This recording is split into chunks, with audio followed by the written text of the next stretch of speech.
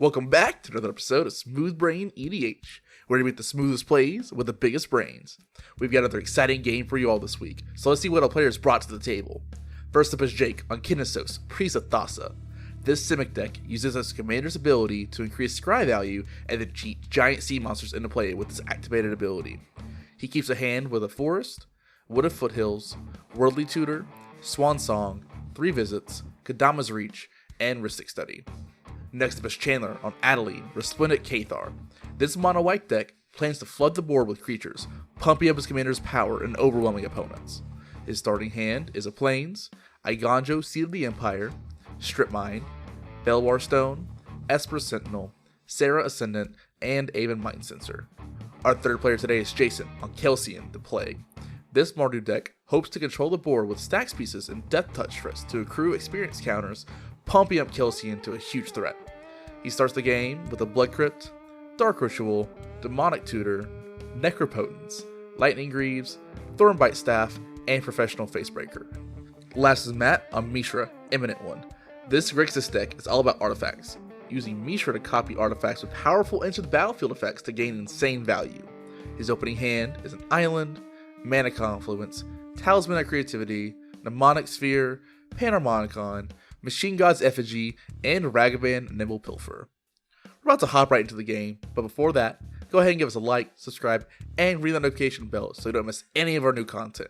We post new gameplay videos every week, so you don't want to miss it. Big shout out to our patrons, we really appreciate the support. Links to our Patreon is in the description, as well as links to the Decklists, our social media, our podcast channel, and our public Discord server.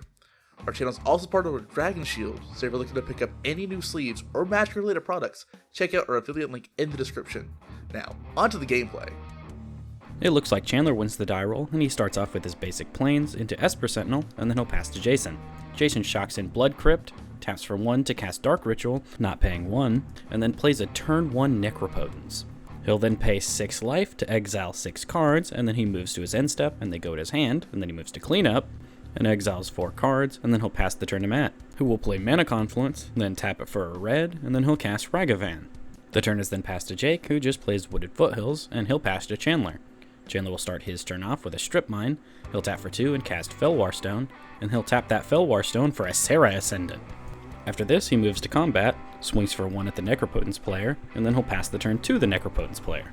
Jason plays Spectator Seeding his land for turn, and then he'll tap for 2 and cast Talisman of Hierarchy, not paying the 1. After this, he pays 2 more life to Necropotence, and then will move to his end step and pass the turn to Matt. Matt will start off with an Island, and then he moves to combat, and he'll swing for 2 with Ragavan at Jason, who just has to take it. Matt will make a treasure, and Jason exiles Stoneforge Mystic. Post-combat, Matt will cast his Talisman of Creativity, not paying 1 to Chandler, and then he'll pass the turn to Jake, who fetches with his Wooded Foothills on instep for a tapped Breeding Pool.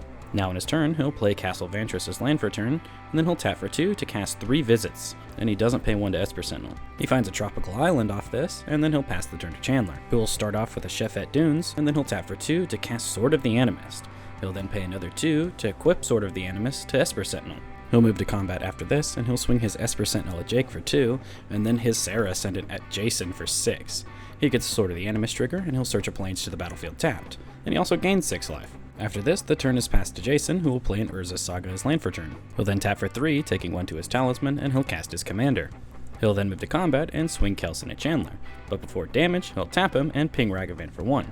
Ragavan will die, so Jason gets an experience counter, and Chandler takes 3 Commander now. He'll then pay 1 more to Necropotence, and then the turn is then passed to Matt, who plays another Island, and then taps out to cast his Commander, Mishra. After this, he moves to combat, and he'll have Mishra make a copy of his Talisman, and he'll swing it at Chandler for 4, who takes it. After this, Matt will pass the turn to Jake, who will play his basic Forest, and then he'll tap for 3 to cast Rhystic Study. He doesn't pay the 2 to Esper Sentinel, and then he'll pass the turn to Chandler. Chandler starts off with a Wasteland as land for turn, and then he'll tap for 3 and he'll cast Skyclave Apparition. He doesn't pay the 1 to Rhystic Study, and then it'll resolve, and Chandler decides he's the only one that can have card draw taxes, so he exiles Jake's Rhystic Study. Chandler will then move to combat after this, and he'll swing for 2 at Jake, and then 6 in the air at Matt. Sword of the Animist will trigger, and then damage goes through, and then Chandler will pass the turn. The turn is then passed to Jason, whose Urza Saga will tick up. Are curious? Yes, sagas do still tick up with Necropotence out. Even though the draw step is skipped, you're still doing it after your draw step. Continuing on, after this, Jason will tap for 3, and he'll cast White Plume Adventurer. So, the initiative is introduced to this game. Take a good look at this dungeon because I'm lazy and this is the only time I'm going to put it on screen. So, Jason will enter the first room and he'll search his library for a basic plains and he'll put it to his hand. He'll also play at his land for turn. After this, he moves to combat and swings for 3 commander at Jake, who doesn't block it. Jason then pays another life to Necropotence, and then he'll pass the turn to Matt, and he has an upkeep trigger since he has the initiative. Jason will respond to his own trigger, and he'll tap his commander to ping Chandler's Esper Sentinel. Chandler sees what's going on here, so he'll respond to Jason's ping trigger by Swords to Plowsharing his commander. There is yet another response, and Jake takes vengeance on his lost Ristic study by swansonging Chandler's swords, not paying the 2. So Chandler's removal is countered, and he'll get a 2/2 swan. Then Jason's ping will go through, then his untap trigger will happen, and he untaps his commander, and then he'll ping Esper Sentinel one more time. This'll kill the Sentinel, and since Jason activated that ability twice this turn, he gets 2 experience counters. The turn is then passed to Matt, who will play a Scalding Tarn, and he immediately fetches with it for an Underground Sea. He'll then tap for 4 and cast Machine God's Effigy, choosing to copy Chandler's Apparition, and when it enters, he chooses to exile Jason's Adventurer. He'll then move to combat, and Mishra will make a copy of the Machine God's Apparition. This time, when it enters, it'll exile the Sarah Ascendant. After this, Matt will move to combat, and he'll swing for 4 at Jason, stealing the initiative. He'll venture into the Undercity and search his library for a basic mountain, and then he'll pass the turn. He has to sacrifice the 4/4 copy of the Apparition on instep, and Chandler gets a 1/1 token from this. Jake will start his turn off with a basic forest, and then he'll tap for 3 to cast Kodama's Reach, tutoring 2 islands with it. After this, he'll tap for an additional 2 and cast his commander. The turn is then passed to Chandler, who will stomp on Jake's instep to wasteland Jason's Urza Saga. Then on his turn, he'll play an Aganjo as land for turn. And then he'll tap for 4 and cast Mangara the Diplomat. He'll then equip his Sword of the Animus to his 2/2 flyer, and then he'll move to combat. He swings the 1/1 Spirit at Jason, and his now 3/3 flyer at Matt, and he gets a Sword of the Animus trigger. Damage will then go through, and Chandler takes the initiative, venturing into the Undercity. He tutors a plains to his hand and realizes he didn't have to play as Aganjo. He'll then pass the turn to Jason, who will stop on Chandler's instep to cast Vanishing Verse, targeting Matt's copy of Skyclave Apparition. He can't let him have that every turn for free. Matt will respond by tapping it for a blue and channeling Mnemonic Sphere. And then it's exiled. This will give Jason a 3/3 Spirit. Now then, moving to Jason's turn, he'll start by moving to combat and swinging his commander at Chandler, who chumps with Skyclave Apparition. This gets Jake a 3/3 Spirit. Post-combat, Jason will then cast a Felwar Stone, then he'll pay 3 life to Necropotence to exile 3 cards. The turn is then passed to Matt, and Jason will get those 3 cards. Matt will start his turn off with an Exotic Orchard, and then he'll cast a Reckless Fireweaver. After this, he moves to combat and makes a copy of his Talisman, which triggers the Fireweaver, and then he'll swing the 4/4 at Chandler, who just takes it. This gets Matt the initiative again, and he decides to go into the Lost Well and Scry 2, both to the bottom. After this, he taps for 4 and casts Panharmonicon, which triggers Chandler's Mangara, and then when it ETBs, it triggers the Fireweaver twice, and then the turn is passed to Jake, who will start off with an island. And then he casts Worldly Tutor, and with it, he finds Scourge of Fleets to the top of his library, and then he activates his commander's ability, putting it onto the battlefield.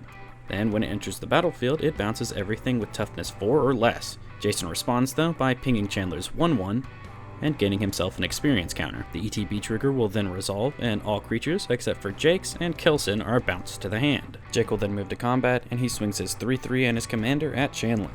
Once attacks are declared, Jason will channel a Aganjo targeting Jake's commander, but Jake responds with a heroic intervention, so damage will go through, and Jake steals the initiative, venturing into the Undercity and tutoring an island to his hand. The turn is then passed, and Chandler plays a Plains, then casts Strixhaven Stadium, and then Mangara again. Then he'll pass to Jason, who starts off with a Demonic Tutor. After it resolves, he casts a Basilisk Collar, which triggers Mangara, and then he'll equip it to his commander. After this, he moves to combat and swings his commander at Jake. Before it blocks, he'll ping Jake's Leviathan, killing it. And this will get him another experience counter. And then Jake will take 7 commander damage. Jason steals the initiative back, and this time he puts 2 1/1 counters on his commander by entering the Forge. Jason will then pay 3 life to Necropotence to exile 3 cards, and then he passes the turn to Matt, who starts off with a Polluted Delta, which he uses to fetch for a volcanic island. And you might be wondering why Chandler doesn't flash in Aven Mind Sensor here. Well, Matt said he really needed this land so they can all work together to kill Jason. So after this, he starts off with a Reckless Fireweaver, and then he casts Mishra, Mangara trigger. He'll then move to combat, and he'll make a copy of Panharmonicon. When it ETBs, it makes 3 Fireweaver triggers. He then swings the 4/4 at Chandler, which he will just take. The turn is then passed to Jake, who will play an island, and then he'll tap for 5 and cast Vivian, Monster's Advocate. He uptakes it to make a 3/3 with Vigilance. He'll then move to combat and swing for 4 at Jason, who just has to take it. And that one commander is inconsequential, and I'm feeling lazy, so I'm not marking it down. Post-combat, Jake will tap for 3 and cast Thassa, God of the Sea, Mangara trigger, and then the turn is passed to Chandler, who flashes an Aven Mind Sensor on end step.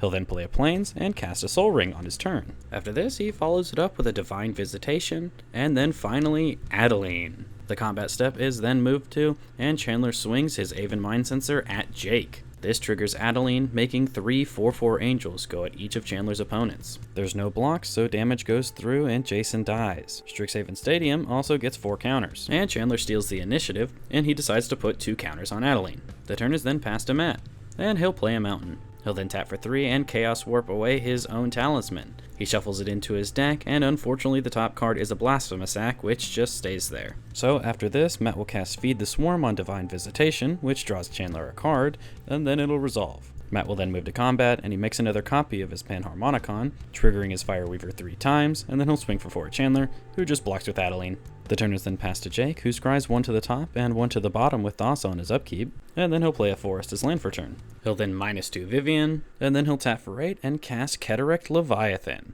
Vivian will trigger, but Jake forgot about the Aven Mind Sensor, so he only gets to look at the top 4. He is still able to find an Rick Smithies to the battlefield. The Leviathan will then hit the battlefield, and it has a trigger. Chandler, however, responds by casting it to Teferi's Protection. It resolves, so all of Chandler's creatures get to stay after the ability resolves.